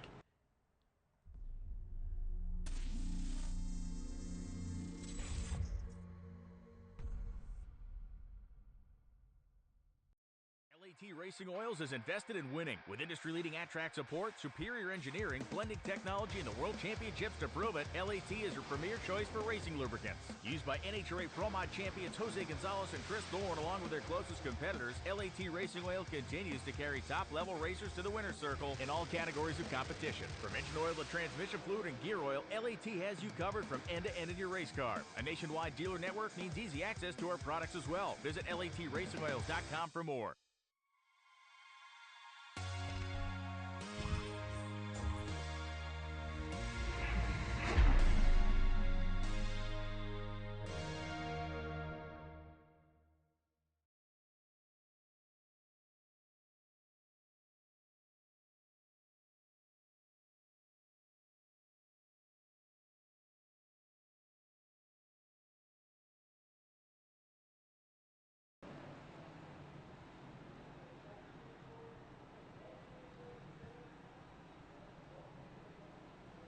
All right, pace car lights are still on here, guys, as we come back here from commercial. Brett Guzik currently sitting in the number 1 position. From what I'm looking at here, and Jackson and I were kind of talking during the commercial, Kevin Foster and Ethan Sikorsky, the drivers starting around him here, are all going to be laps down still. Drivers who ended up getting back onto the lead lap show to be Chris Bassinger, Marshall Crocker, Nick Nickerson, David Lakey, Nickerson, Wilson, Brandon Jackson, Bill Harkins. So the top 8 drivers, but they are going to be starting from the back of the field because they got the wave around. So Brett Guzik has plenty of space before anybody catches him here. As you see entering the side of your screen here is Chris Bassinger in the number 1 car. They have to start at the end of the longest line, which sets them all the way back here. Oh, yeah, there you go.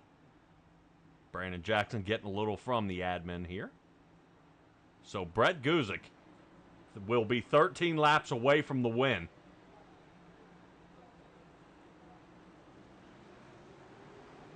Wow, let's see. Here we go. Only the top 9 on the lead lap. Brett just has nothing to worry about at the moment. Mark Allen Bivens going around Brett Guzik on the outside. He's going to look for his lap back. I wouldn't be surprised if we see another caution here. Everyone just trying to get around Brett Guzik to have any chance at the end. Ethan Sikorsky with a big run on the outside. He's going to get to his outside of the corner as long as he does not slap the wall. He doesn't. Oh, Kevin Foster into the inside wall.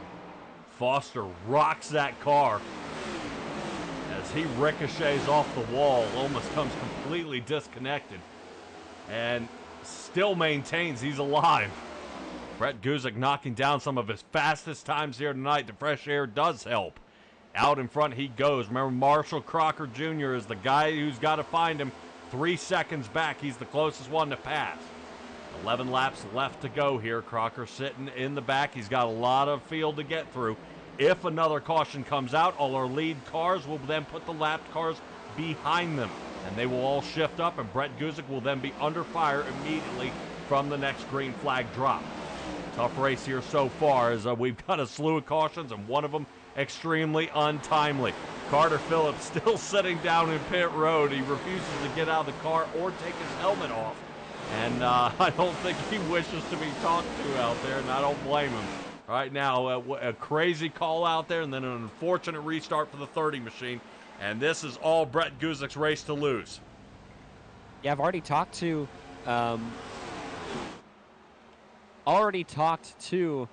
that number. Geez, I'm having issues. 30? Already talked to that number 30 of Carter Phillips in the chat, or in direct messages. He's not exactly thrilled about the whole situation. He says his tires were just shot. Nothing he could really do. A little bit of contact there between Joshua McQuiggan and Ethan Sikorsky out of the corner. They're going to be able to correct it. Eddie Hagee getting around Christopher Bassinger. Nickerson coming down pit. Oh, dude. Nickerson down and out. What just happened there? I'm not sure. I'm showing problems back here with Matt Crockett as well. Crockett getting ready to come down into pit. Hopefully this is not restart problems out there, and we're being black flagged for anything.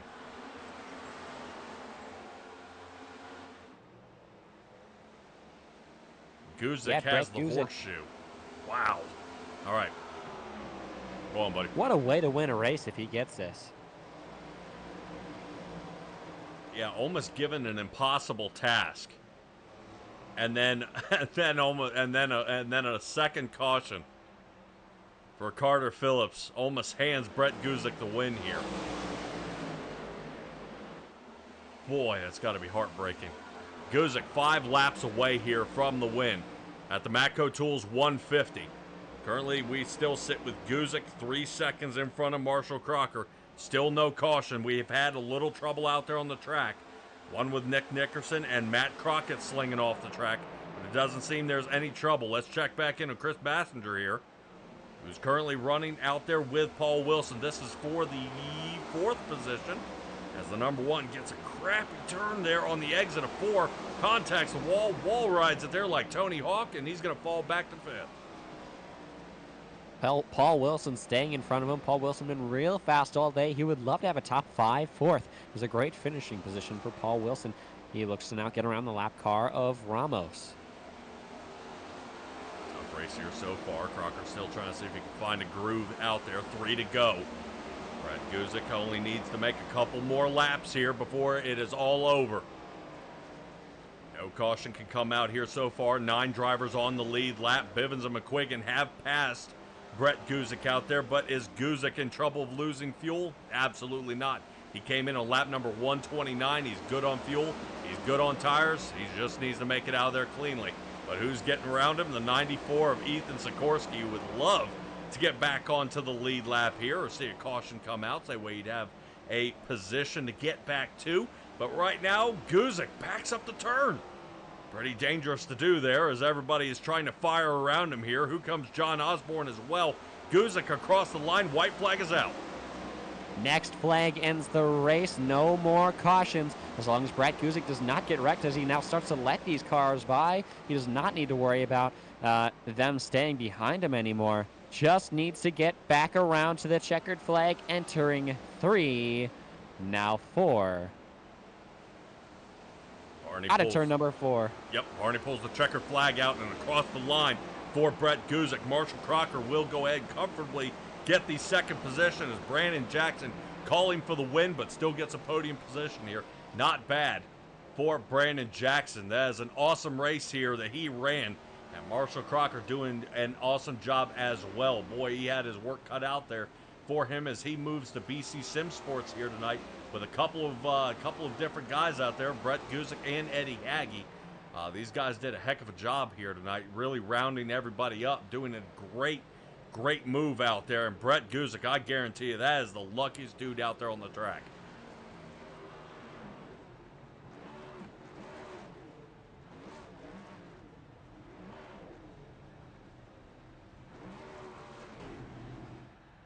Still absolute heartbreak for the number 30 car. I can't imagine what that feels like for Carter Phillips. Have everything and stripped away so fast. Yeah, I would be at such a loss of words. So Brett Guzik almost seems like the cards are stacked against him, and he is able to boomerang back here. Even a lap down, getting back, able to pit, back of the field. Whoa. Whoa. All right. That was an interesting race. That is nothing what I expected there, ladies and gentlemen, here at Dover. Matco Tools 150 does come to a close here. Let me see if I can find maybe some unofficial results of where our drivers ended up here tonight. Guzik able to come away with the win, as Carter Phillips had the move of the race. I would say that was probably the best call of his career.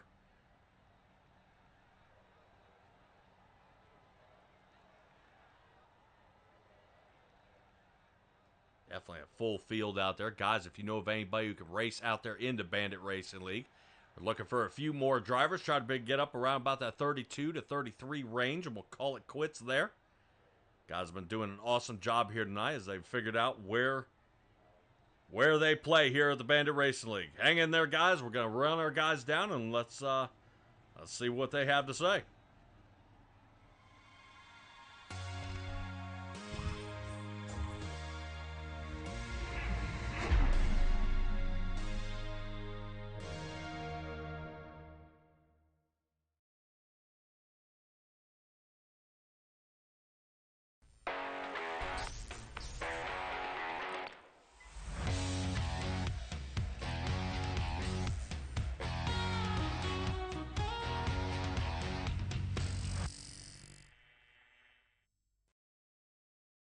LAT Racing Oils is invested in winning. With industry-leading at-track support, superior engineering, blending technology, and the World Championships to prove it, LAT is your premier choice for racing lubricants. Used by NHRA Pro Mod champions Jose Gonzalez and Chris Thorne, along with their closest competitors, LAT Racing Oil continues to carry top-level racers to the winner's circle in all categories of competition. From engine oil to transmission fluid and gear oil, LAT has you covered from end to end in your race car. A nationwide dealer network means easy access to our products as well. Visit LATRacingOils.com for more.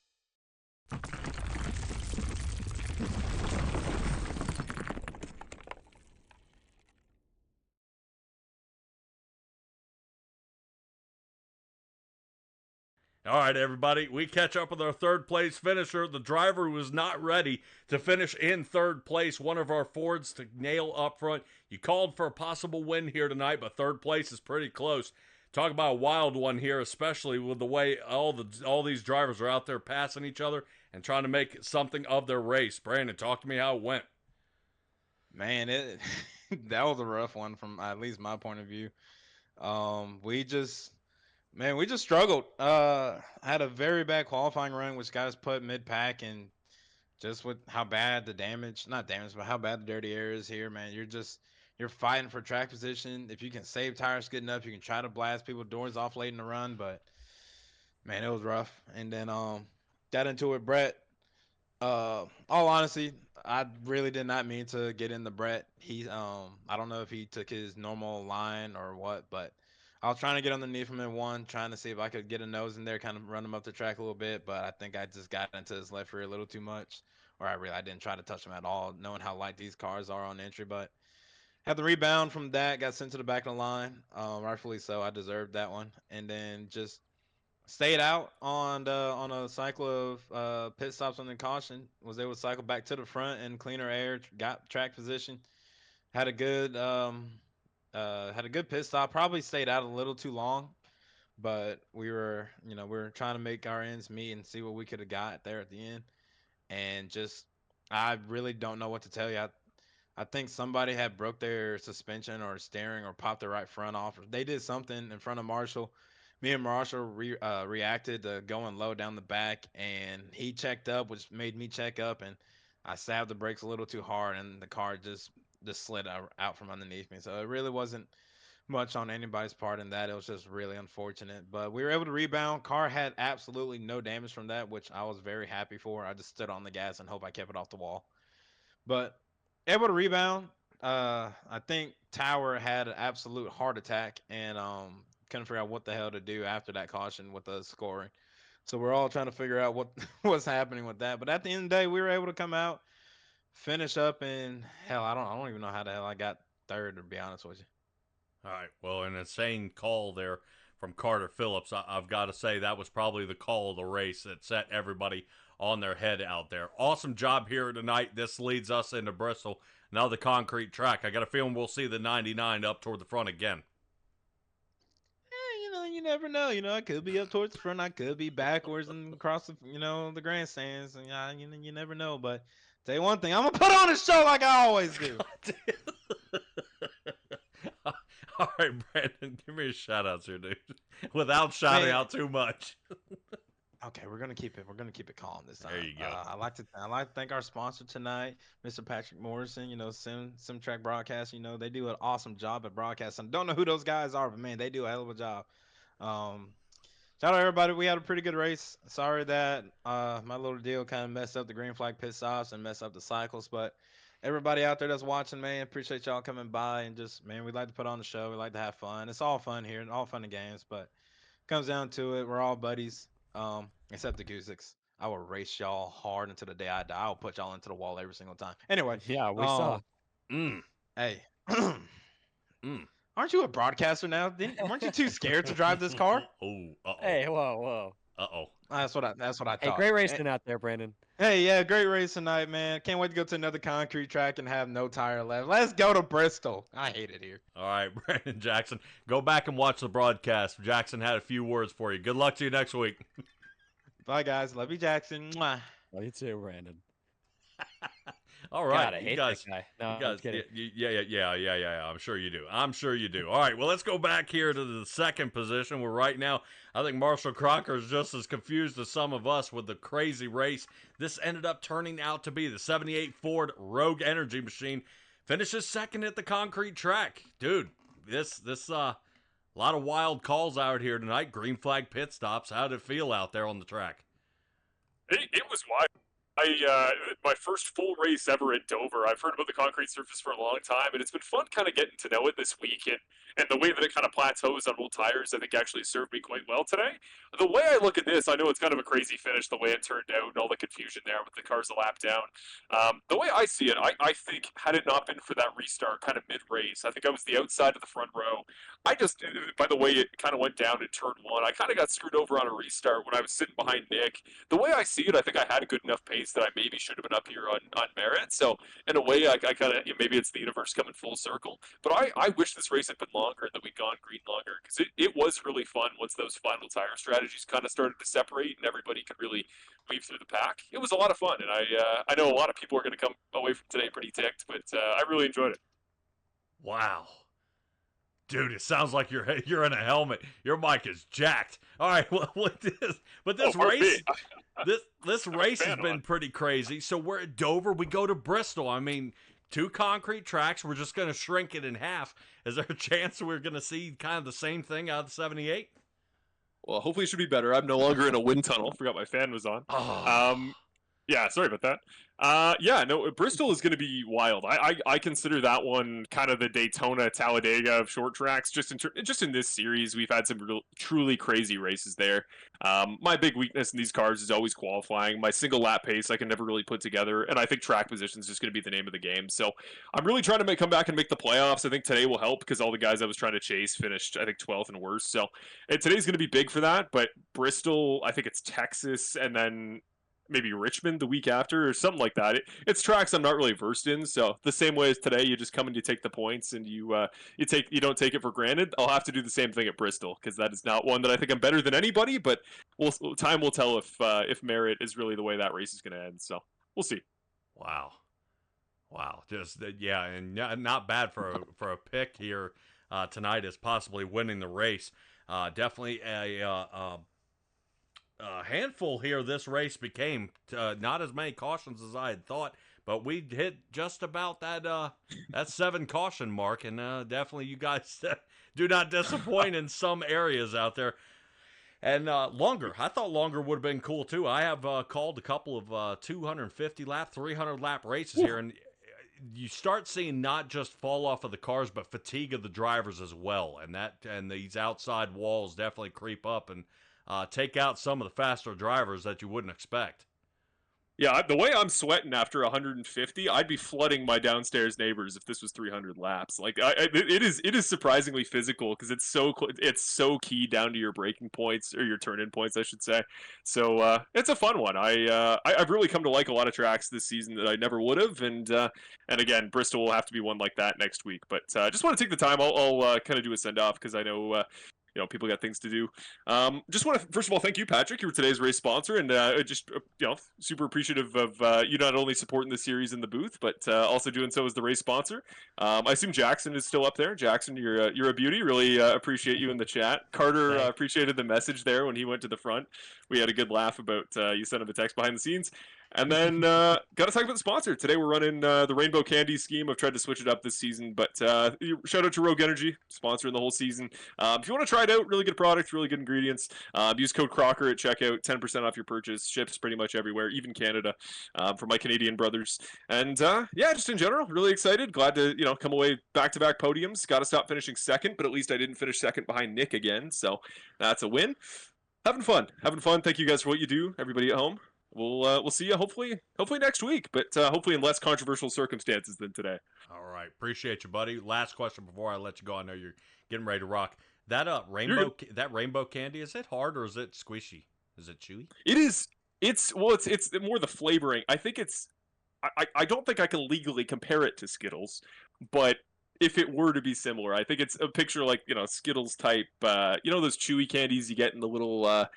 The old tube containers that they used to sell M&Ms in. At least that's what I used to have them in growing up. So I'm going to say hard candy, but there was a gummy bear car. Those eagle-eyed viewers, I ran a gummy bear car earlier this season. So Rogue Energy's got everything.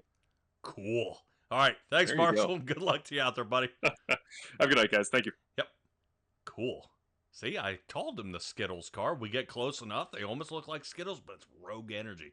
Dude, could you imagine? Wrong branding. Could you imagine eating Rogue Energy like Skittle looking things? Good Lord, I get jacked up. Speaking of getting jacked up, Brett Guzik, I would say this was your race that you were going to have to shine here tonight. Starting from the back after the call there from the number 30, and a lucky caution switches places. How mind-blowing was that when you came down into pit road and the caution comes back out? So, if it was like lap 130 or so, and if you looked at like my odds to win the race, it would probably have said like 0.00000000001 at that point, because there was literally no reason that I should have won in any way, except for the fact that I was sitting behind the car that was the leader when the caution came out, and I got a lucky dog, and I was the only person on the lead lap besides Carter there. So realistically, that it almost shouldn't have happened.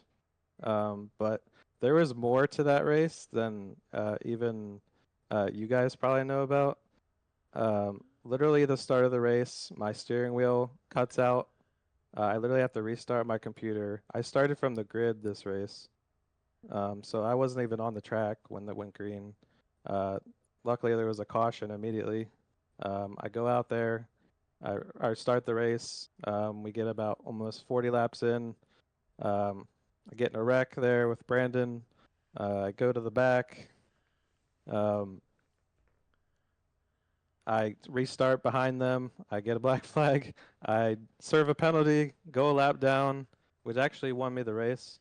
So I think it was a race. I think to win the race, you were supposed to be a lap down, apparently, in this one. So I'll go a lap down. I get the lucky dog. I am sitting in the pits. The race goes green, and I lose a lap again. So I go back a lap down. So I was literally not supposed to be on the lead lap this whole race, apparently. And And then I'm just running around, just driving until I'm about to run out of fuel. And Carter's sitting right in front of me, and he's going to run out of fuel about the same time. And there's a crash. And somehow I end up in the right spot. And that's the only reason that I won tonight. This race is the most insane thing I've ever seen. Yeah, it is the least odds I've ever seen. The lap 1 wreck, and then the entire field down a lap, putting you on the lead lap, and then flip-flopping the field. I am baffled. I think anybody watching this is one you share, saying if you're looking for a 1,000,001 odds, this was it. And Brett, man, I would say you got the horseshoe tonight. Can you duplicate this over at Bristol? I think I can. I haven't had a whole lot of experience with this car at that track, but I feel like I get around Bristol pretty well. I feel like I treat it the same as I treat this track. I just let the race come to me. But obviously, it didn't matter tonight. You know, it was all circumstance. But we're gonna have to try and beat them on merit next week. I feel like, and close it out and maybe pick up another one. Whew. All right, Brett. Shout out time, dude. Yep. Just like to thank Simtrax and you guys for putting this on every week. You guys do a great job. Bill, keep putting on this league every season, as well as Kevin Foster for helping us out and continuing the legacy of that is Bandit Racing. And just like to thank everybody watching tonight. It's the first time I've even been on the podium or even talked to you guys or even had a top 5 this season. So thanks, guys. Yep. All right, man. Try to keep clean out there, and I think we'll talk to you even more. Brett Guzik, good luck to you, buddy. Yep. Thanks, guys. All right, and congratulations to Brett Guzik for coming away with the win here at the Matco Tools 150. What a race this was. Definitely a hair puller, edge of your seat, gape and mouth, everything. This thing had everything I think somebody was looking for. I think a few less cautions, another 150 laps, but I think we'll try to salvage you guys from any more punishment. Jackson, anything left to add here before we sign off? Crazy race. Really fun finish. Was really hoping that Carter Phillips would be able to do something at the end there, but his tires just would not comply. But you know what? Next week, definitely going to be a lot like this race. Bristol, another shorter concrete track. Probably going to see a lot of the same cars more towards the front. I expect to see Ethan Sikorsky up there as well. He's real good at those tracks, especially in the next gen. So definitely going to be very exciting next week. Probably going to be a little caution heavy, but either way, we're going to have fun up here in the booth. They're going to have fun on the track. It's going to be a good old time. All right, we'll definitely see how it goes. Tires wouldn't comply because they held like one ply. Ladies and gentlemen, appreciate you guys for joining us here at the Matco Tools 150. Simtrax Broadcasting signing off with the Bandit Racing League. Be well, be safe, be kind. We'll see all you guys next time.